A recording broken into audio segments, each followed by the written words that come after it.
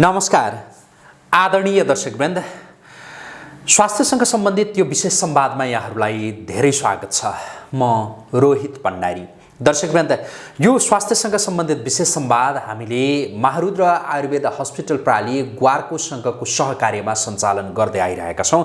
AP news यात्राका शनिबार बिहान 7 बजेका श्रृङ्खलामा यहाँहरूले यो संवादलाई हेर्दै आइरहनु भएको छ र हामी यो संवादमा डाक्टर मुकेश कुमार ठाकुरसँग कुराकानी गर्दै आइरहेका छौँ। विभिन्न रोगका कारण र त्यसको सहज निदान के हुन सक्छ भनेर हामी केन्द्रित छौँ। हामीले आजसम्म विभिन्न रोगका सन्दर्भमा केन्द्रित रहेर कुराकानी गरिसक्यौँ। यहाँहरूले योभन्दा अगाडिका श्रृङ्खलाहरू हेर्न सक्नुहुनेछ र आज चाहिँ हामी हृदय रोगका सन्दर्भमा केन्द्रित हुँदैछौँ, जसलाई मुटु रोग पनि भनिन्छ। पछिल्लो समयमा यो मुटु रोगीहरूको सङ्ख्या निकै बढिरहेको छ। वास्तवमा यो किन बढ्यो र यसलाई अब नियन्त्रण गर्न के गर्ने, यो यति बेला हामी एकजना दुईजनाको मात्रै चासो र चिन्ताको विषय होइन कि यो विश्वकै एउटा चिन्ताको विषय बनेको छ, चासोको विषय बनेको छ। किनकि हृदय रोगीहरूको सङ्ख्या दिनानुदिन बढिरहेको छ र एउटा बेकराल समस्या बन्दै गइरहेको छ। वास्तवमा अब के गर्ने, यो हृदय रोग लाग्न नदिन के गर्ने र लागिहाल्यो भने यसको सहज तवरले निदान कसरी गर्ने, हामी अबको क्रममा डाक्टर ठाकुरसँग थप कुराकानी गर्दैछौँ। डाक्टर साहब, स्वागत छ यहाँलाई।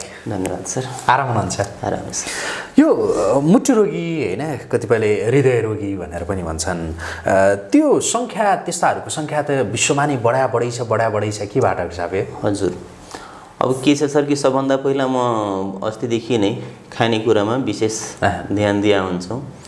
त अहिलेको अवस्थामा सर एउटा लाइफस्टाइल पनि हाम्रो चेन्ज हुँदै गइरहेछ कि अब त्यो लाइफस्टाइल चेन्ज भएको कारणले गर्दा पनि यस्तो अब समस्याहरू, थुप्रै रोगको समस्या, एउटा मुटु रोगको मात्र होइन, थुप्रै रोगको समस्याहरू बढ्दै गइरहेछ। जसमा मुख्य रूपमा खानेकुरामा हामी बेस लिँदाखेरि कस्तो छ कि जुन जङ्क फुडहरू खाने, स्पाइसी फुडहरू खाने, मसालेदार खानेकुराहरू जति छ त्यसमा पनि फेरि हामी तेल बोसो भएको खानेकुराहरू म्याक्सिमम खाने, यस्ताहरू अब खानेकुरा त एउटा आफ्नो ठाउँमा छँदैछ, यसले पनि हाम्रो शरीरमा धेरै डिफेक्टिभहरू गर्ने कुरा भइहाल्छ। त्यसपछि यो व्यस्तताको जीवनमा मान्छे अब पैसाकै पछाडि यति पढिसकेका छन् कि आफ्नो शरीरको बारेमा ध्यान दिन पटक्कै सकेका छैन, जसको कारण अब समस्या हुने त थुप्रै भइहाल्छ। फिजिकल एक्सर्साइज भनेको जिरो भइसकेका छ। जुन शरीरलाई स्वस्थ राख्नको लागि एउटा फिजिकल एक्सर्साइजहरू पनि हुनु पर्यो। त यसमा कारणहरू थुप्रै छन् सर। एउटा मुटु रोगको लागि कारण थुप्रै छन्, जसमा हामी एउटा शारीरिक कारण, मानसिक कारण र एउटा आगन्तुक कारण भन्छौँ सर यसमा कि। त शारीरिक कारणमा कस्तो छ कि हाइजिनिङको कुराहरू पनि त्यसमा आउँछ। जसरी आहार विहारको एउटा कुरो भइहाल्यो, खानेकुरामा परिवर्तन भइसकेको छ, त्यसपछि बिहार पटक्कै छैन, त्यो बुझ्नु पर्यो। फिजिकल एक्सर्साइजहरू केही नै छैन, मान्छे जति बेला नै टेन्सनमै हुन्छन् होइन। त एउटा डिप्रेसन पनि यसको एउटा कारण हुन जान्छ कि जुन अस्ति हामी डिप्रेसनको कुरो पनि गरेका थिए, त डिप्रेसन पनि एउटा कारण हुन्छ, फिजिकल एक्सर्साइज भइ नै हाल्यो। अब त्यसपछि थुप्रै यसका रोगहरूको कारणले गर्दा पनि हुने भइहाल्छ। त मुख्य रूपमा के हुन्छ कि मुटु एउटा भनेको सबभन्दा इम्पोर्टेन्ट भाइटल अर्गन हाम्रो, यो सर्कुलेसन सम्पूर्ण शरीरमा गर्ने गरे हुन्छ। ब्लड सर्कुलेसन मार्फत नै हाम्रो शरीरमा जति न्युट्रिएन्ट्स छ, हामीले खाएको खानेकुराहरू जति हुन्छ, त शरीरमा डाइजेसन भइसकेपछि त्यो एक एकवटा सेलसम्म पुर्याउने काम ब्लडको, त्यो पुर्याउने काम सबभन्दा भाइटल अर्गन भनेको मुटुले हो होइन। सबै ठाउँबाट ब्लड आउने त्यही हुन्छ, त्यहीबाट सबै ठाउँमा पम्प गर्ने कुरा पनि भइरहन्छ। यो त सेकेन्डभरिको लागि रेस्ट गरेका छैन, त्यो भन्नु पर्यो। आमाको गर्भमा हुँदादेखि लिएर हामी बाँचुन्जेलसम्म लाइफ टाइम वर्क गरिया हुन्छ। र त्यही भएर यसको लागि त हामी त एकदम सचेत भएरै बस्नुपर्ने हुन्छ। जस्तो विशेष गरी यो मुटु रोग लाग्न नदिनका लागि एउटा त व्यायामको कुरा भयो होइन, अर्को यो चिल्लोजन्य पदार्थ, हजुर, केही नखाने, धेरै नखाने भनेर जो भनिन्छ। डाक्टर साहब, यो भन्दैन जस्तो त्यो चिल्लोजन्य पदार्थहरूले चाहिँ के गर्छ त्यो मुटुमा धेरै खाँदाखेरि? मुख्य रूपमा सर अहिले अब मोडर्न कन्सेप्ट पनि हेर्दाखेरि हामी के हेर्छौँ कि ब्लकेजका कुराहरू हेर्छौँ होइन। त ब्लकेज गराउने मुख्य रूपमा फ्याट जसलाई कोलेस्ट्रोल हामी भन्छौँ। त्यो कोलेस्ट्रोल दुई थरीले हामी बुझ्न सक्छौँ। एउटा कोलेस्ट्रोल, अर्को ट्राइग्लिसराइड भन्छौँ, जुन माछा मासु खाँदाखेरि दुईटै बुझिन्छ त्यहाँ। कारण तेलमा तार्दाखेरि ट्राइग्लिसराइड त्यहाँ बढ्ने, फ्याट खाँदाखेरि त्यहाँ कोलेस्ट्रोल खाँदाखेरि भन्दा तेल खाँदाखेरि कोलेस्ट्रोलको मात्रा बढ्ने हैन, बोसो खाँदाखेरि ट्राइग्लिसराइड बढ्ने, त्यहाँ दुईटै कुरा बढ्ने भइहाल्छ के। अब जसले गर्दा ब्लकेजको सम्भावनाहरू बेसी हुन्छ। शरीरलाई चाहिएको आवश्यकता भन्दा बेसी यदि फ्याट पनि छ, कोलेस्ट्रोलको सङ्ख्याहरू बेसी छ भने, अथवा ट्राइग्लिसराइडको मात्रा बेसी छ भने त्यसले बिस्तारै बिस्तारै ब्लकेज गरेको हुन्छ। अब मुटुमा के हुन्छ, एउटा कोरोनरी आर्ट्री हुन्छ जुन सर मुटुमा रगत सप्लाई गर्ने हुन्छ। मुख्य रूपमा अब त्यहाँ ब्लकेज भयो भने त मुटुका थुप्रै समस्याहरू देख्न थाल्यो। मुटु आफै वर्क गर्न सकेन, त्यसमा थुप्रै भेनहरू पनि छन् हैन। त त्यसले गर्दा के हुन्छ कि ब्लकेजको पर्सेन्टेज बिस्तारै बिस्तारै बिस्तारै बिस्तारै बढ्न थाल्यो भने लगभग सम्झिनु कि मान्छेलाई ती मुटुले हाम्रो 80% सम्म ब्लकेज छ भने तबसम्म पनि मान्छेले जिउँदै राखेको हुन्छ। तर 80% हुने व्यक्तिहरूमा थुप्रै हुँदैन सर, धेरै कम हुन्छ। जसको फिजिकल एक्सर्साइज धेरै छ, मान्छे पहिलादेखि नै स्ट्रङ छ, त त्यस्ताहरूमा नत्र कहिलेकाहीँ 50% पनि ब्लकेजमा पनि हार्ट एट्याक भएको सुनिया छ हैन, देखिया छ।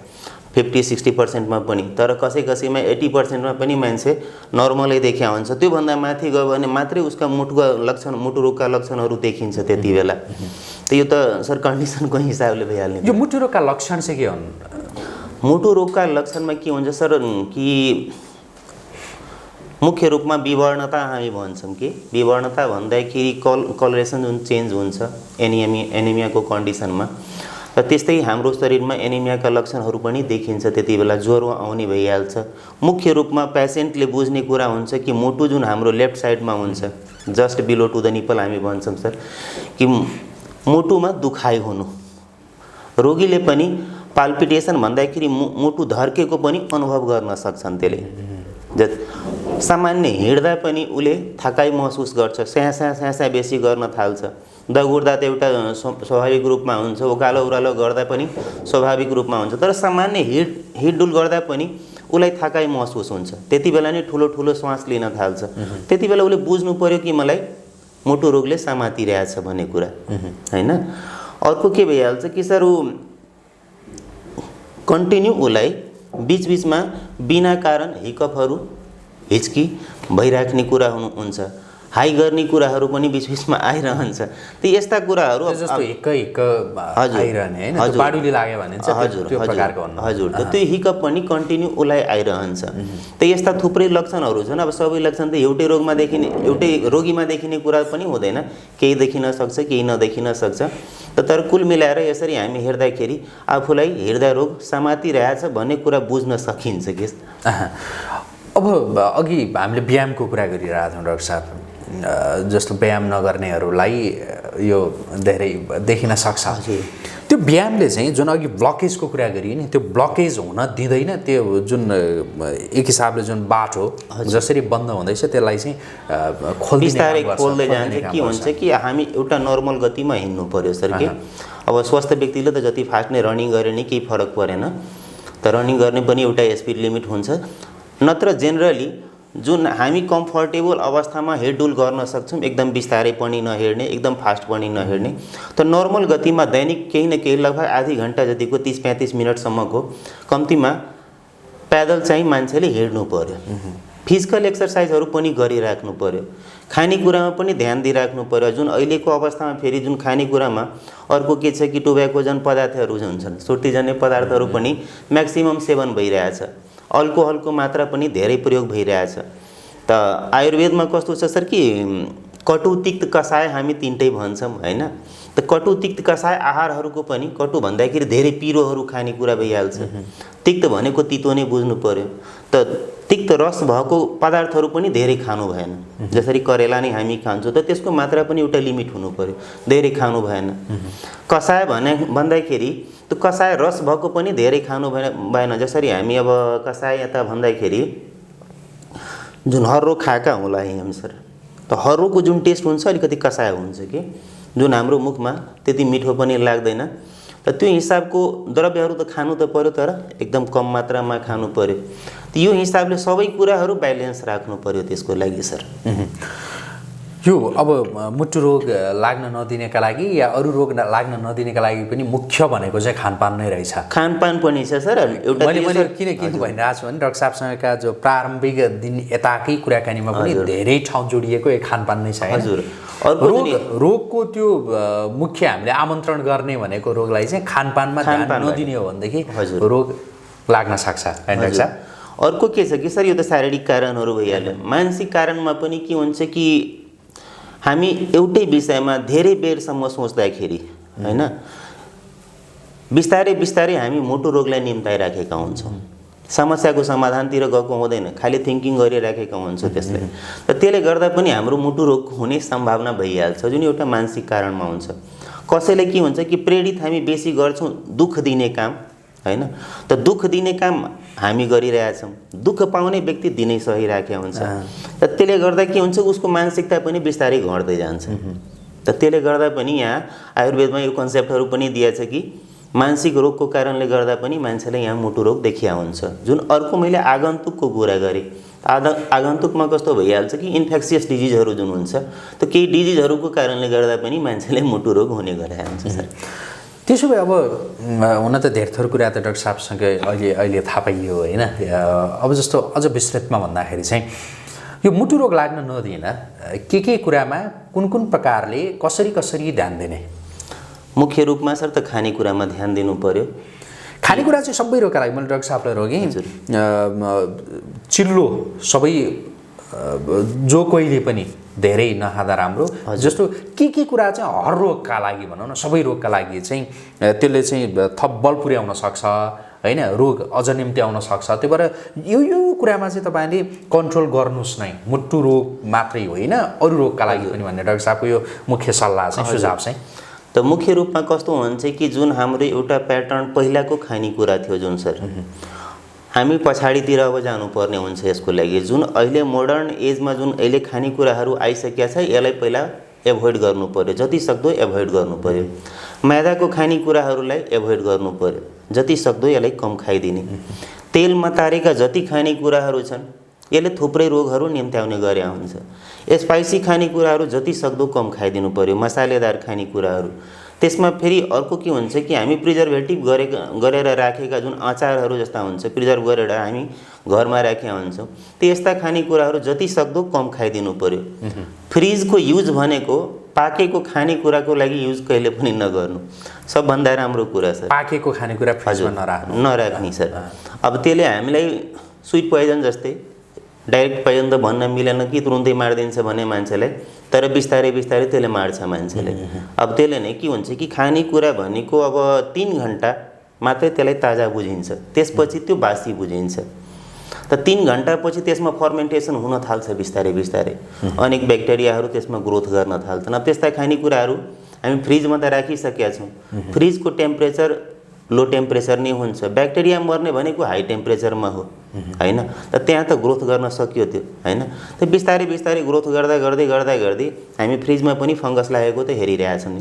फलफुल राखेको हुन्छ त्यहीँ फ्रिजमै कुहिसकेको हुन्छ हैन, त्यहाँ त नसड्नु पर्ने, तर सडेको पनि हामी हेरेका छौँ। सड्नको लागि त्यहाँ त ब्याक्टेरिया ग्रोथ हुनु पर्यो, त त्यो पनि त्यहाँ भित्र भइरहेछ त्यो हिसाबले। त कुल मिलाएर यस्ता खानेकुराहरूलाई एभोइड गर्नु पर्यो। अर्को फिजिकल एक्सर्साइज दैनिक कम्तीमा आधी घन्टाको राख्नु पर्यो। फिजिकल एक्सर्साइज जुन हाम्रो एकदम न्यून भइसकेको छ, त त्यसलाई पनि आधी घन्टा कम्तीमा राख्नु पर्यो। अब त्यसमा योगा छन्, प्राणायाम छन्, जगिङहरू छन्, त्यस्ता कुराहरू पनि दिनै आफ्नो लाइफमा राख्नै पर्यो सर। त्यो गर्यो भनेदेखि मान्छे म्याक्सिमम हरेक रोगबाट आफूले जोगाउन सकिन्छ। अब ल हामीले लक्षणको कुरा पनि गऱ्यौँ, यस्तो भइसकेपछि अब यो के हुने रहेछ भनेर जोगाउनका लागि हजुर पनि भन्यौँ। अब जस्तो लागिहाल्यो डाक्टर साहबको, जस्तो मूलत त्यो लक्षणका विषयमा कुरा गर्दाखेरि जो दुखाइदेखि लिएर सास फेर्न अलिकति गाह्रो हुनेदेखि लिएर जे भनियो, अब यो भइसक्यो, अब गर्ने के? प्राथमिक उपचार पनि हुन्छ नि? प्राथमिक उपचारमा के छ सर कि अब सबभन्दा पहिला यसमा श्वास लिन जुन गाह्रो हुन्छ, त त्यसको लागि घरमै गर्न सकिने कुरा हो सर प्राणायाम। त प्राणायाममा के गर्ने कि जुन अनुलोम विलोम कपालभाती, यदि मुटुको रोगी छ भने, नभएको व्यक्तिले पनि त 10 मिनट 15 मिनट गर्न मिल्यो। तर यदि भइसकेको छ भने त्यो अनुलोम विलोम एउटा जुन प्राणायाम हुन्छ त्यसलाई बिस्तारै बिस्तारै समय बढाउँदै बढाउँदै आधी घन्टासम्म लाने। कपालभाती मुटुको रोगीलाई हुन त नगर्नुपर्ने कुरा हो, तर मिनिमम गतिमा त्यसले गर्न मिल्यो भन्दाखेरि 30 देखि 40 बिट पर मिनेटको हिसाबले राख्नु पर्यो। त योगामा पहिला ध्यान दिनु पर्यो। खानेकुरा जुन जुन यसको कारणहरू छ त्यसलाई एभोइड गर्नु पर्यो। जुन स्पाइसी फुडहरूको कुरा मैले गरेँ, धेरै तेलीय पदार्थहरूको कुरा गरेँ, माछा मासुको कुरा, ती यस्ता कुराहरूलाई त पहिला नै एभोइड हामीले गर्नु पर्यो। बाँच्नको लागि सर अब अर्जुन हामीले चिनेको कुरा हो सर। अर्जुन लगभग सबै अर्जुन प्लान्ट भनेको धेरैलाई थाहा भएको कुरा हो, जुन मुटु रोगको लागि एकदम उपयोगी सर।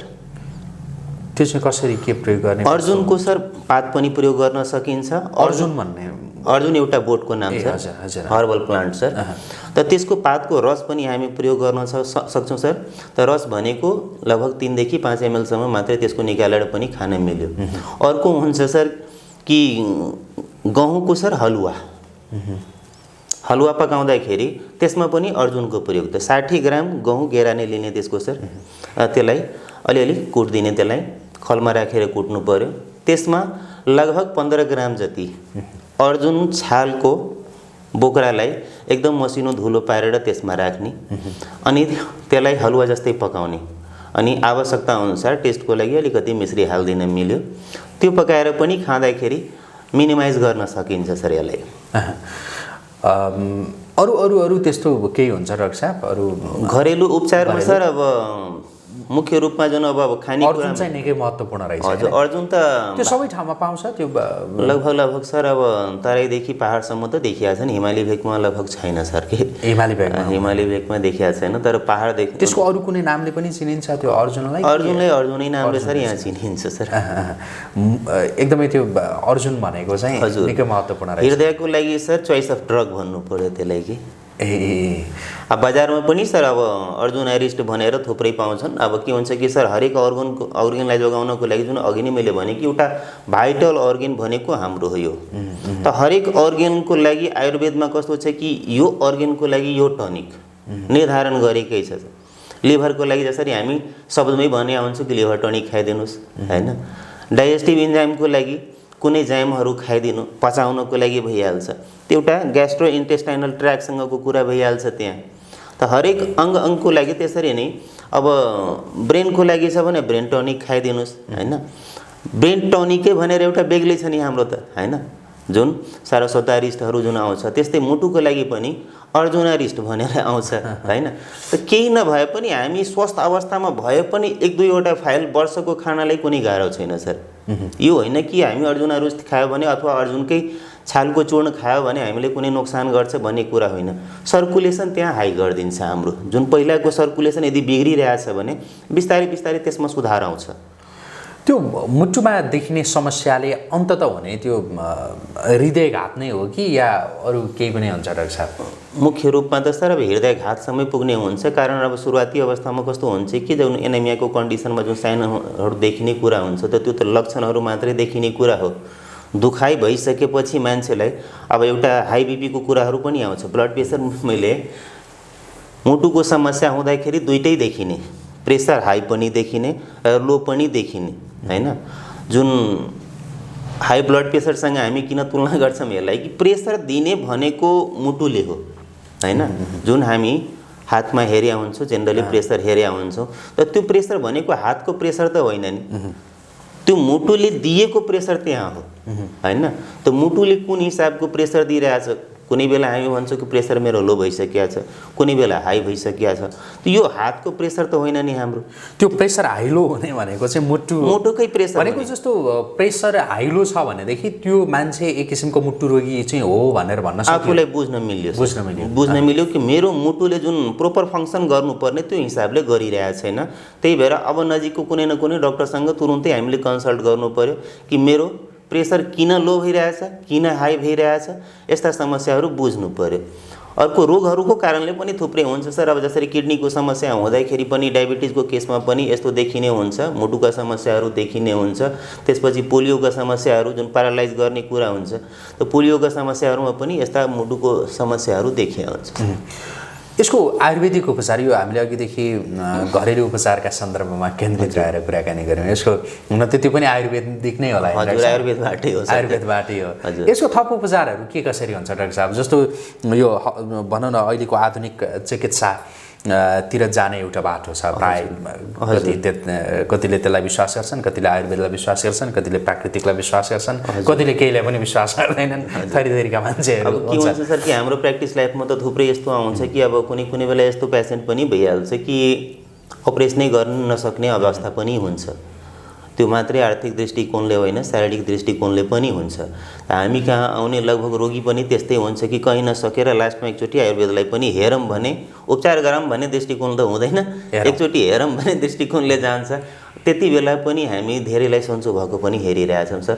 अब जहाँ ब्लकेजको कुराहरू भन्नुभयो त आयुर्वेदमा छन् सर थुप्रै ड्रगहरू त्यस्तो छ कि ब्लकेज हुने भनेको मुख्य रूपमा त कोलेस्ट्रोल र ट्राइग्लिसराइडको कारणले गर्दा हुने हो। त आयुर्वेदमा थुप्रै ड्रगहरू छन् कि यो कोलेस्ट्रोलको लेभललाई कम गर्न सकिन्छ, ट्राइग्लिसराइडको लेभललाई कम गर्न सकिन्छ। त बिस्तारै बिस्तारै कम हुँदै गयो भने त्यो ब्लकेजहरू पनि कम हुँदै जान्छ। ब्लकेज कम हुन थाल्यो, सर्कुलेसन हाई हुन थाल्यो हाम्रो शरीरमा। यो हिसाबले बिस्तारै बिस्तारै रोगी पनि सन्चो हुँदै जान्छ सर। डाक्टर साहबको सल्लाह जो मलाई मुटुको रोग चाहिँ छ होइन, तर अब के गरौँ सुरुवाती दिनमै छ भन्नेहरूलाई डाक्टर साहबको सल्लाह चाहिँ के छ? मुख्य रूपमा सर हरेकजनालाई सल्लाह के हुन्छ कि खानेकुरामा सबभन्दा पहिला ध्यान दिनु, फिजिकल एक्सर्साइजमा कम्प्लिट रूपमा ध्यान दिनु पर्यो। मान्छेलाई जति बेला पनि एउटा हुन्छ कि मुटु स्वस्थ राख्नको लागि मान्छेले 1 मिनट कम्तीमा पनि हाँस्दिनु पर्यो सर, है। हाँसोले पनि हजुर त्यति हाँसोको पनि त्यति ठुलो महत्त्व छ। कारण के हुन्छ कि हामी ठुलो स्वरमा एकैचोटि हाँस्न थाल्यो भने मुटुको एउटा जुन आफ्नो कम्पन हुन्छ त्यो बेग्लै भइहाल्छ के सर। फिजिकल एक्सर्साइज भनेको आसन एउटा बेग्लै हुन्छ हाम्रो कि आयुर्वेदमा भन्दाखेरि त्यो पनि एउटा आसनको कुरो गर्दाखेरि हाँस्ने एउटै क्रिया पनि हो जसलाई खुब धेरै अब योगा गराउने गुरुहरूले पनि यस्तो गरिराख्नु भएको छ, जुन सिंहासनहरू गर्ने, सिंह जस्तै गर्जिने कुरा हुन्छ, त्यस्तै यसमा हाँस्ने कुराहरू पनि हुन्छ। यो सामान्य हामी मुस्कुराएर काम चल्दैन सर के, त्यसमा ठुलै स्वरमा हाँस्नु पर्यो। त कम्तीमा 1 मिनट सबैजनाले हाँस्दिनु पर्यो, त्यसले पनि मुटु रोग लाग्न दिँदैन। मुख खोलेरै सम्पूर्ण परिवार एक ठाउँमा बसेर बरु जोक गरेर किन नहोस्, तर काउकुती लगाएर किन नहोस्, तर सबैजना कम्तीमा 1 मिनट हाँस्दिनु पर्यो। त्यसले पनि हाम्रो शरीर, हाम्रो मुटु धेरैसम्म स्वस्थ राख्न सक्छ। डाक्टर साहबले यो जो हाँसोको कुरा गर्नु यो भनेको त अत्यन्तै हुन्छ नि, जो पैसा नि नलाग्ने केही नलाग्ने सर, त्यही पनि स्वस्थ रहनका लागि त्यति महत्त्वपूर्ण छ। कारण अहिलेको अवस्थामा कस्तो छ सर कि अब मान्छेको अनुहारमा सर मुस्कान छँदै छैन। हँसिलो अनुहार जुन हेर्न चाहनुहुन्छ भने कसैको हुँदैन। जति बेला पनि हेर्नु न तपाईँ, अब कसैको हँसिलो अनुहार छ कि छैन, एउटा जेनरली हेर्दाखेरि हामी निधारको यो हेर्न सक्छौँ सर। जति बेला पनि मान्छे यस्तो रहन्छ, यो भनेको हजुर यो खुम्चिएको रहन्छ, यो हाम्रो मुटु स्वस्थ छैन, त्यसरी बुझिराख्नु पर्यो। कारण आयुर्वेदमा कस्तो छ कि हाम्रो आत्माको आस्थान भनेको हृदय मानेको छ सर। त उसको आत्मा खुसी छैन, त्यो बुझ्नु पर्यो त्यहाँ कि आत्मा खुसी छैन, उसको मन खुसी छैन, कहीँ न कहीँबाट ऊ सङ्कीर्ण भइरहेछ, जसले गर्दा ऊ कुनै बेला हाँस्न सकिरहेको छैन, मुस्कान भनेको कुरै छैन, होइन। त्यो बुझ्नु पर्यो सर। हुन्छ डाक्टर साहबले एकदमै महत्त्वपूर्ण कुराहरू गर्नुभयो, जो कतिपयलाई थाहा भएको पनि होला, तर मलाई लाग्छ धेरै थाहा नभएका कुराहरू डाक्टर साहबले जो सेयर गर्नुभयो। आजको लागि कुराकानी यति गर्नु डाक्टर साहब, जुन समय दिनुभयो हजुरले, यसको लागि यहाँलाई धेरै धन्यवाद। हस्। आदरणीय दर्शकवृन्द, महारुद्र आयुर्वेद हस्पिटल प्राली ग्वारकोसँगको सहकार्यमा एपी न्युज यात्राले सञ्चालन गर्दै आइरहेको यो स्वास्थ्यसँग सम्बन्धित विशेष संवाद अहिलेका लागि हामी यहीँ सक्छौँ। यदि हामीले विभिन्न रोगका सन्दर्भमा कुराकानी गर्दै आइरहेका छौँ, तपाईँहरू पनि कुनै सरसल्लाह सुझाव लिन चाहनुहुन्छ, डाक्टर साहबसँग भेट्न चाहनुहुन्छ भनेदेखि महारुद्र आयुर्वेद हस्पिटल प्राली ग्वारको ललितपुर जो BNB हस्पिटलको अपोजिटमा रहेको छ, त्यहाँको सम्पर्क नम्बर हामीले यति बेला स्क्रिनमा दिइरहेका छौँ। यो नम्बरमा सम्पर्क गरेर थप कुराहरू, थप विषयहरू यहाँहरूले बुझ्न सक्नुहुनेछ। यही आग्रहका साथ आजका लागि हामी यो स्वास्थ्यसँग सम्बन्धित विशेष संवादबाट बिदा हुन्छौँ। एपी न्युज यात्रा सँगै रहनुहोला। नमस्कार।